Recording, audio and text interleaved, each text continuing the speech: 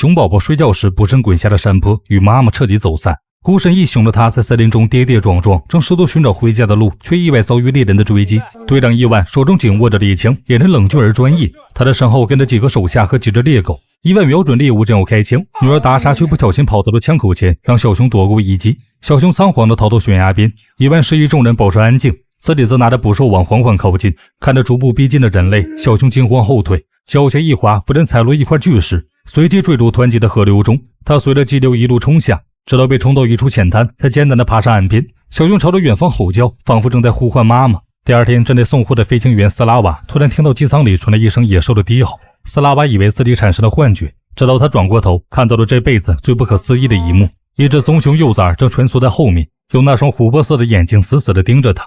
斯拉瓦吓得迅速找个地方降落，得知机舱里有头熊，老板立刻叫来伊万，也就是电影开头的猎人，指派他去处理这头突然闯入飞机的熊崽。伊万带着猎枪靠近飞机，斯拉瓦小心翼翼地打开机舱门，却发现里面空空如也，小熊竟不见了踪影。夜晚，斯拉瓦的爱犬帕尔玛突然听见外面传来声响，他竖起耳朵，悄悄循声前去查看。借着微弱的月光，他看见一头小熊正蹲在角落里偷偷翻找食物。帕尔玛一时警觉，却没有叫出声，而他迅速转身跑回屋内。不一会儿，他叼着自己的食物重新走了出来，轻轻放在小熊身边。小熊感受到了善意的信号，小心翼翼地走上前，开始大口吃了起来。第二天一早，斯拉瓦在屋内做饭，他像往常一样随手把一块食物扔给帕尔玛，完全没有意识到接过食物的早已不是他熟悉的那只狗，那是一只毛茸茸的小熊，这是昨晚被帕尔玛悄悄收留的新朋友。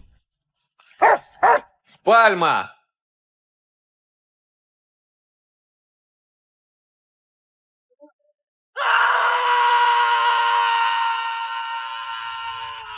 人们围聚在一起，讨论着这只迷路的小熊。在这片严酷的西伯利亚林地中，像他这样失去母亲的幼崽，在野外的生存率不到 20%。西伯利亚的冬天即将来临，气温会降到零下40度。没有母亲教导的小熊几乎不可能找到足够的食物度过冬眠期。这时，斯拉瓦的儿子克利亚站了出来，想要收留小熊。父亲反驳，他们这不是动物园，也没有多余的时间和精力照顾一头熊。所以斯拉瓦来找伊万帮忙，因为他有个猎场。Я по поводу диких животных. Что хотели? Вы медведю себя держите?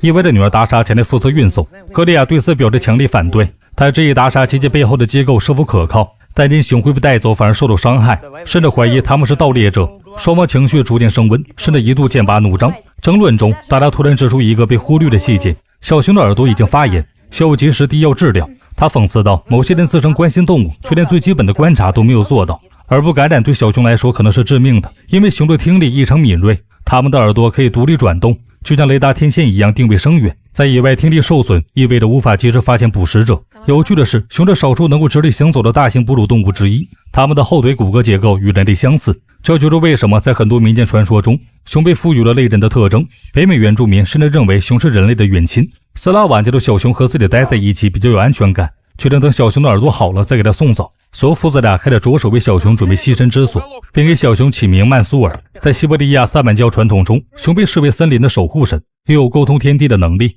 给熊起名是一种古老的仪式，象征着人与自然的契约。帕尔玛与曼苏尔的友谊展示了自然界最神奇的现象之一。科学研究发现，狗能分泌一种叫催产物的荷尔蒙，这种物质也被称为爱的激素，能够促进不同物种之间的情感联系。在接下来的日子里，曼苏尔逐渐适应了新的生活环境。这天，斯拉瓦接到了电话通知，他被要求携带证件，在2天后的早上9点准时到部里报到。虽然不是被正式调回工作岗位，但他被选入一项国际飞行员交流项目，前往捷克斯洛伐克进行为期1年的任务。斯拉瓦激动地感谢上司时，下一秒却被告知这次调令家人不能同行。斯拉瓦显得为难而急切，最终在上司的压力下，斯拉瓦同意了。下午，斯拉瓦亲自准备了一桌晚餐，邀请家人围坐。主人有些意外，毕竟在这个家里，担任亲手做饭往往预示着有什么事要说。在一边调侃与半真半假的担忧中，斯拉瓦终于坦白了。他收到了来自莫斯科的电话，自己即将被调回民航体系，将前往国外直飞。消息一出，餐桌瞬间沸腾，所有人都为他感到高兴。这次满心憧憬地问我们什么时候出发时，斯拉瓦却低声说我明天就走，而家人暂时不能同行。气氛突然凝固，尽管他尽力掩饰他眼神中的无奈早已出卖的内心。家人决定要去捷克斯洛伐克。斯拉瓦知道必须妥善安排好家里的事情，首当其冲的就是曼苏尔的去向问题。斯拉瓦联系了伊万，请他来接手曼苏尔。小熊似乎意识到了即将与家人分别，眼神中充满了不安与留恋。他用力抱住了斯拉瓦的腿，迟迟不愿松开。伊万接着道：“熊会被先送往狩猎管理局进行过渡安置，等情况稳定后再转交到动物园。”流程听上去合理而冷静，但现场的气氛却因为这种突如其来的告别而变得沉重。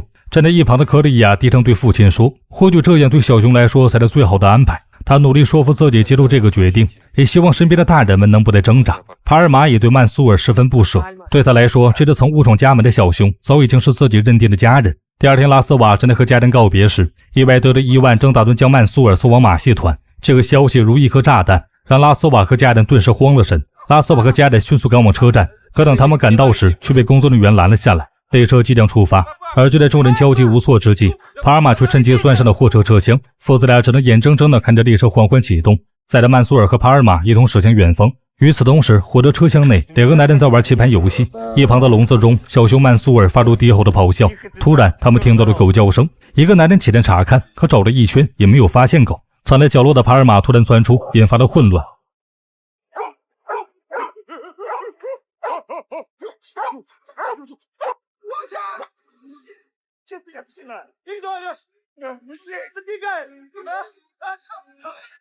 帕尔玛冲破控制，用嘴打开了笼子。两个男人见状，打开车厢门，直接跳车跑路了。而曼苏尔与帕尔玛则毫不迟疑，一同跃下列车，冲向了茫茫林野。斯拉瓦找到伊万算账，伊万抱怨自己好心帮忙，如今却被闯进家门当中训斥，使得斯拉瓦既不懂规矩，也不懂感恩。斯拉瓦意识到在这里争吵没有意义，当务之急是找到帕尔玛和曼苏尔。他警告伊万，如果那两个小生命出了什么事，他绝对不会善罢甘休。可对方显然并不在意。斯拉瓦回到家，准备出发进山搜索，家庭内部却因为是否全员通行再度起了争执。斯拉瓦坚持自己一个人去找，但家人们显然不打算让他独自承担。就在这时，前同事听到消息赶了过来，他接到上级电话说孩子丢了，但很快真相水落石出，搞错的根本不是孩子，而是动物。帕尔玛和曼苏尔才是真正的走失者。得知真相后，前同事还得决定帮忙，他轻声问父亲伊万：“曼苏尔真的能在野外活下来吗？”伊万不解地质问他为何给一只野兽取名字。在他眼里，动物是动物，不该被赋予人的情感。而达莎则沉默地站在原地，眼神复杂。伊万提醒达莎不要对一头野兽抱有太多感情，他坚称曼苏尔始终是野生动物，他不会理解人类的名字，也不需要同情。一旦开始用人的方式对待野兽，就容易误以为他是可以亲近的，进而放松警惕。而那一刻正是他伤人的时机。达莎低声应下，情绪却难以平复。随着众人步入森林，搜救正式开始。清晨的西伯利亚原野森林被薄雾笼罩着，这片世界上最大的针叶林带，占地超过1200万平方公里，相当于整个欧洲的面积。鸟鸣声此起彼伏，其中最特别的是西伯利亚山雀的叫声。这种鸟能在零下60度的极寒中生存，它们的羽毛结构比北极熊的毛发还要保暖。众人呼喊着帕尔玛的名字，也能陡峭的山坡小心前行。前同事告诉大家，在斜坡超过30度的地方要缓步而行，还开始讲述自己曾在阿尔泰跟随萨满修行的奇遇经历。他只能在那里生活了3个月，从一位萨满身上学会了用全新的方式看待世界。虽然斯拉瓦半信半疑地打趣他是不是跟着敲鼓跳舞，但热尼亚只是微笑，似乎相信自己已掌握了一种超越常识的智慧。很快，众人在林中发现了帕尔玛和曼苏尔的足迹，大家激动不已，顺着痕迹一路追踪，希望能尽快找到他们。而此时在林中流浪的一熊一狗被一头狼盯上，帕尔玛警觉地挡在曼苏尔身前，几张对峙一触即发。危急时刻，护林员急着赶到，开枪吓跑了狼，成功救下了帕尔玛和曼苏尔。他将这对特殊的伙伴带回了自己的小木屋，暂时为他们提供了一个安全的落脚之处。护理员看着帕尔玛，他回忆起自己曾经养过一条狗格雷塔，也是在与野兽搏斗中丧命。如今看到帕尔玛，他忍不住感慨：你怎么和他这么像？他试探地问帕尔玛：要不我就教你格雷塔吧。至于曼苏尔，他打算将小熊交给伊万，让他决定熊的去向。与此同时，斯拉瓦的父亲正在和热尼亚针锋相对，他质问这个自称懂原始猎法的家伙，到底打算怎么在辽阔的林中找到一熊一狗。而热尼亚则一本正经地回答，说他正在用北美印第安人奥塔瓦族的猎法追踪目标。这番说辞把大家都听愣了。斯拉瓦的父亲更是直言质疑：你到底哪年去过奥塔瓦？脑子是不是被冻坏了？但热尼亚却毫不动摇，坚定自己如今比以往更清醒。他继续讲述奥塔瓦族猎人如何在林中即便感知就能判断出方圆数公里内的动物种类与位置，还能精准锁定猎物藏匿的方向。众人半信半疑，却别无他法，只能继续跟着这位心灵导师穿行在浩瀚的林野之间。接着热尼亚突然停下了脚步，警告众人不能再继续前进了。他自信地宣称雨就要来了，甚至可能伴有冰雹。面对众人的质疑，他表示自己不是推测，而是感受到的，就像古人一样。话音未落，天空便传来一声闷雷，印证了他所言。众人连忙躲到树下，披上雨衣，狼狈地在林中搭起简陋的遮雨棚。西伯利亚的暴雨特别危险，由于永久冻土层的存在，雨水无法快速渗透，容易形成山洪。每年夏季，西伯利亚都会发生数十起因暴雨而引发的事故。帕尔玛为了脱困，奋力从窗户一跃而下，所有绕回屋内，从里面把门打开。一行狱狗再次默契联手，成功逃脱。雨过天晴，主人继续追寻足迹，却没走多久，就被一整片嗡嗡作响的蜂群拦住了去路。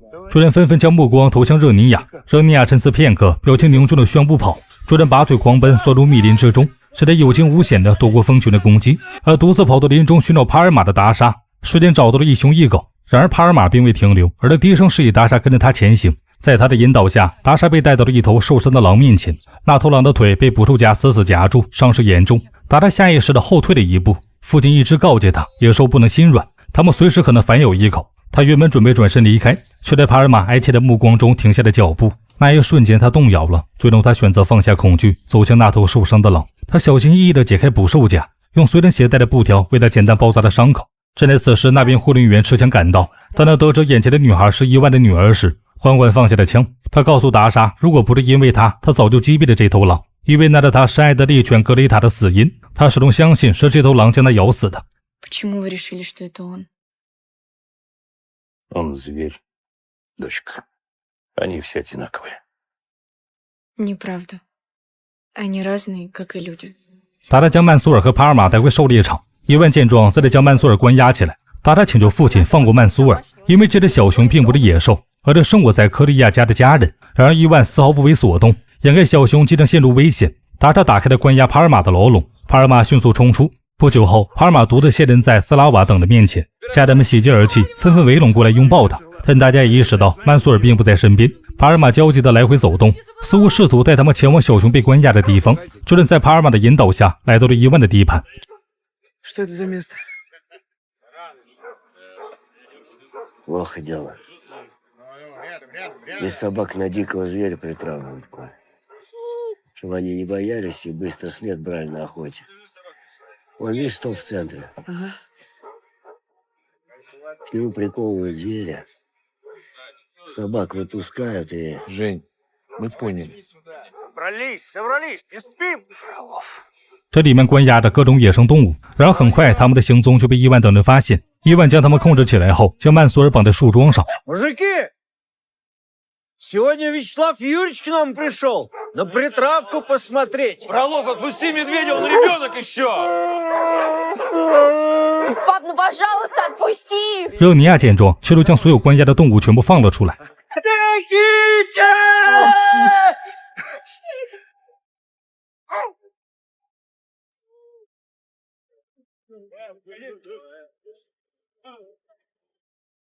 却在此时，一头雌熊出现在众人视线中，它并没有攻击，而是静静地望着曼苏尔。大家很快明白了，这是曼苏尔的母亲。斯拉瓦将锁链解开，小熊缓缓走向母亲，最终扑进她的怀里。然而伊万不肯善罢甘休，他举枪想要开火，大家拼命出声去阻拦他。他哭喊地告诉父亲，那并不是咬死母亲的那只熊，他只是把仇恨投入到每一只野兽身上。他痛苦地说出压抑多年的话，母亲已经回不来了，他需要父亲，而不是一个现在复仇中的陌生人。最终伊万缓缓放下了枪，但突发的火灾打断了这一切，浓烟迅速蔓延，火光映红了天边。众人开始仓皇逃跑，伊万却不顾危险冲进火场灭火。大家焦急地想要救父亲，但火势太大，他根本无法靠近。就在他千钧一发之际，斯拉瓦冲了进去，追着伊万逃离。在斯拉瓦的帮助下，伊万终于获救。两个原本对立的男人在这一刻成了生死之交。伊万看着斯拉瓦，眼中第一次露出了真诚的感激。火势最终被扑灭了，虽然训练场被烧毁了大半，但所有人都安全撤离了。曼苏尔在将斯拉瓦一家和帕尔玛告别后，和他的母亲消失在了森林深处。回家后，一切似乎又恢复了平静。但斯拉瓦知道，他必须做出最后的决定了。捷克斯洛伐克的工作机会还在等着他。而经历了这次事件后，他对什么才是生命中最重要的东西有了新的认识。当全家人都为他的出发做准备时，斯拉瓦突然宣布了一个惊人的决定：他不去捷克斯洛伐克了。所有人都愣住了，气得不敢相信自己的耳朵。科利亚惊讶地看着父亲，拉斯瓦平静地接着说：经过这段时间的经历，他明白的家人才是生命中最重要的，没有什么比和家人在一起更重要。整个故事最终传达了一个深刻的生态学真理：人类并非自然的主宰，而是生态系统的一部分。真正的智慧不是征服自然，而是学会与自然和谐共处，就像帕尔玛教会曼苏尔生存技能一样。每个物种都在这个星球的大家庭中扮演了独特而重要的角色。